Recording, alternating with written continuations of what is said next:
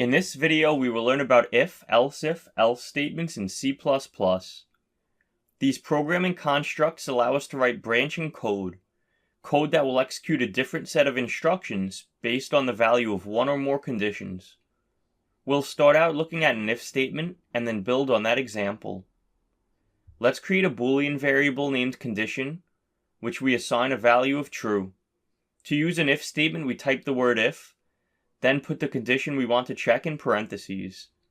A pair of curly braces comes next, and inside of here goes what we call the body of the if statement, the code that we want to be run if the condition for the if statement evaluates to true.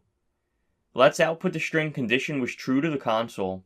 When we run the code, notice that condition was true was output to the console.